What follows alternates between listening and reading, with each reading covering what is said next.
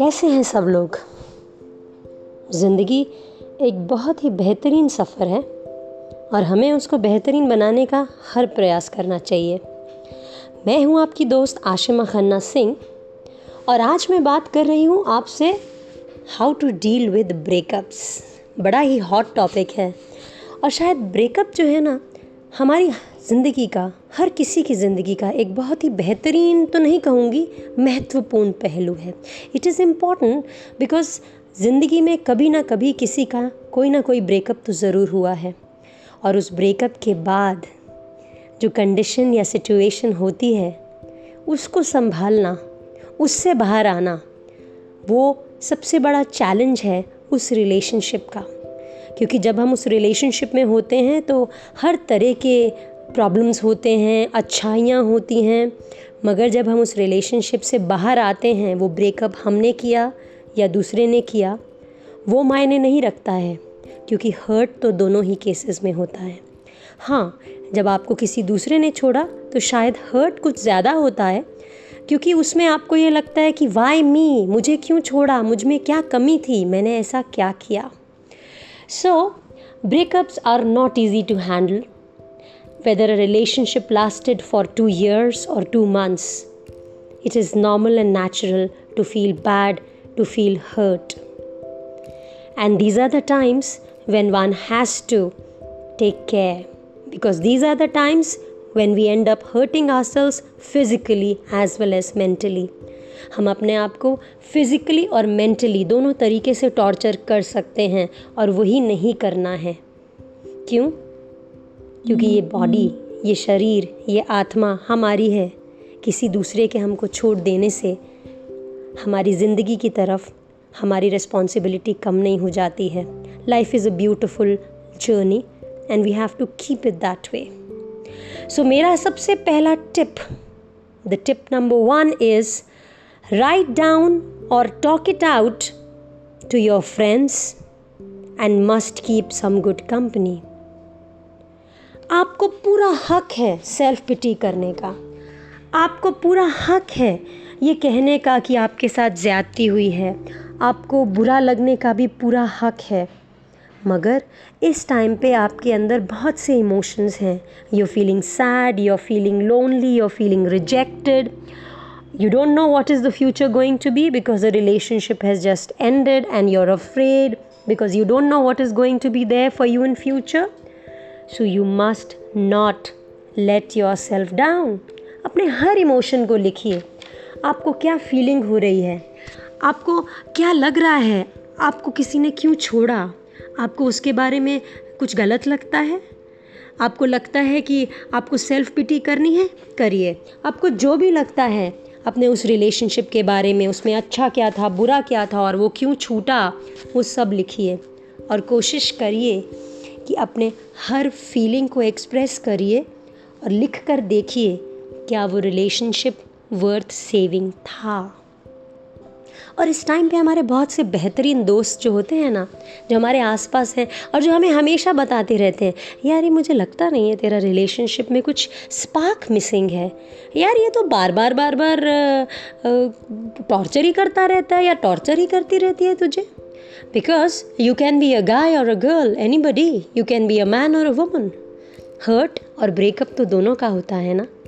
तो जो हमारे दोस्त होते हैं ना हमारे आसपास, उनसे बात करना बहुत ज़रूरी है।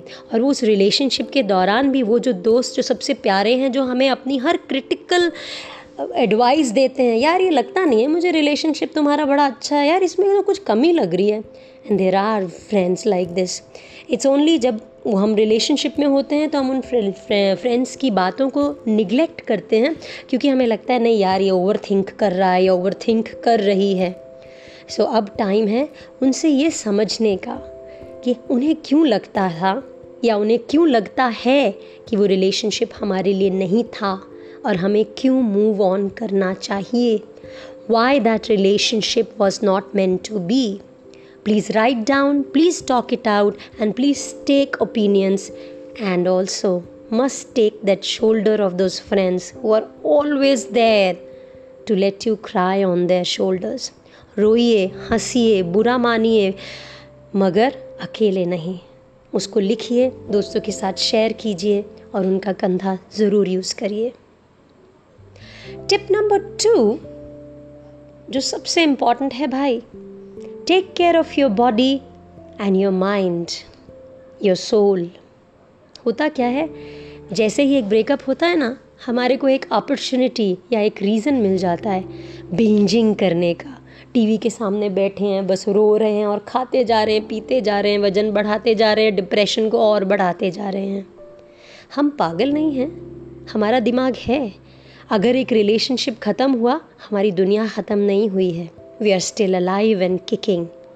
एंड इसका मतलब ये है कि शायद हमारी ज़िंदगी में और भी बहुत कुछ होगा, बेहतरीन होगा, अच्छा होगा। और वो तभी होगा अगर हम खुद को एक स्ट्रॉन्ग पर्सनालिटी बना पाएंगे। और उसके लिए ज़रूरी है कि हम इस टाइम पर अच्छे से खाएं।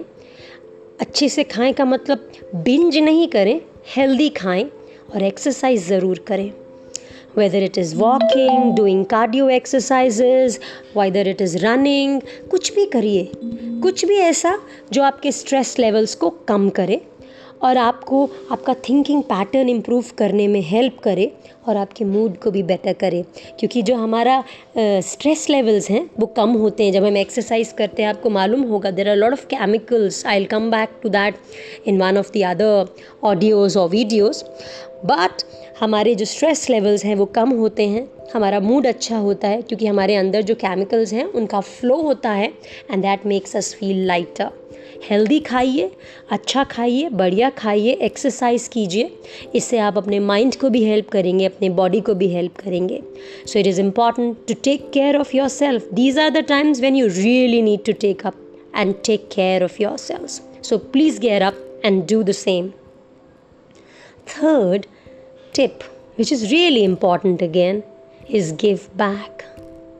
मालूम है जब हम रास्ते पे चल रहे होते हैं, हमें कोई छोटा बच्चा दिखता है, हम उसको कुछ दे देते हैं, कुछ बिस्किट का पैकेट या कुछ टॉफ़ी, या पैसे तो मैं नहीं कहूँगी देने चाहिए सड़क के ऊपर किसी बच्चे को। उसको हम अगर कुछ खाना खरीद देते हैं या उसके पैर में चप्पल नहीं है तो हम उसको चप्पल खरीद देते हैं।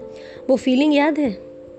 वो फीलिंग इतनी बेहतरीन है कि इस टाइम पे जब आप गिव बैक करने की कोशिश करते हैं, यानी आप एक्ट ऑफ काइंडनेस शो करने की कोशिश करते हैं, that automatically releases so much of stress out of your body.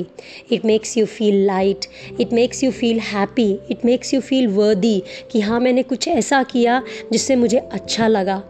और believe me, एक अजीब सा satisfaction आता है क्योंकि ज़िंदगी ब्रेकअप के बाद रुक नहीं जाती है। शायद ज़िंदगी को एक नए तरीके से शुरू होना है। हम इसलिए परेशान हैं क्योंकि हमें मालूम नहीं है कि आगे फ्यूचर में क्या होगा। वो रिलेशनशिप एब्यूजिव था, सच में अच्छा था, उसका क्या कारण था, क्या हमें उस रिलेशनशिप में होना चाहिए था कि नहीं। ये बातें आपको सब सोचनी हैं और ये सोचकर उसको अमल करना है कि आगे आपको कभी इस तरह की प्रॉब्लम्स ना आए। क्योंकि most of the time a relationship is not about just being there for the heck of it. A lot of people would get into a relationship because they think as they don't have anything, चल यार इसी को try कर लेते हैं। तो relationship को खाली ट्राई नहीं करिए, और अगर खाली ट्राई कर रहे थे फिर दुख कैसा, और अगर खाली ट्राई नहीं कर रहे थे फिर भी दुख कैसा। Because if you think you gave your best then it is not your loss, my friend. You have better things coming your way.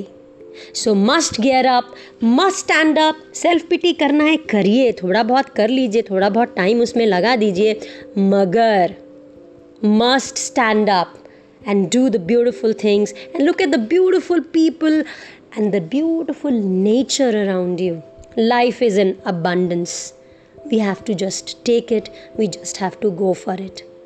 Thank you, and please take care and must rock in your life. Have a rocking life, my dear friends. Love you all. Be happy and be taking care of everybody around you and also yourself. Bye.